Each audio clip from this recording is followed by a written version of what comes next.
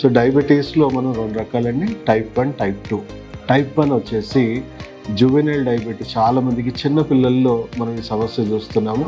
So వాళ్ళకి auto immune disorders, అంటే వాళ్ళ బాడీలో రోగ నిరోధక శక్తి కంప్లీట్గా డిఫెక్టివ్గా మారిపోయి, అది కంప్లీట్గా ఆటో ఇమ్యూన్ సిస్టమ్ అంటే ఇమ్యూన్ సిస్టమ్ అటాక్ చేసి ప్యాన్క్రియాస్ని డ్యామేజ్ చేయడం వల్ల ప్యాన్క్రియాస్లో సడన్గా ఇన్సులిన్ ఉత్పత్తి అనేది విపరీతంగా పడిపోతుంది.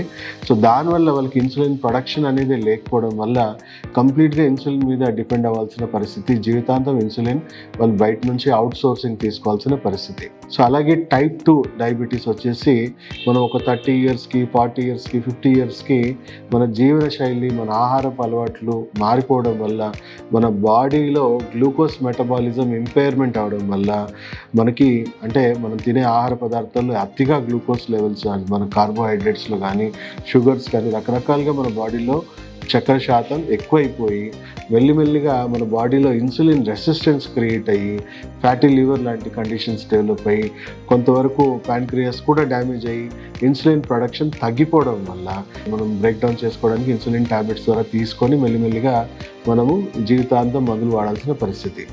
సో ఫస్ట్ ఆఫ్ ఆల్ నేను చెప్పినట్టు ఇది జీవనశైలి వ్యాధే, ఇది ఏమీ వైరస్ బ్యాక్టీరియాతోని వచ్చిన సమస్య కాదు.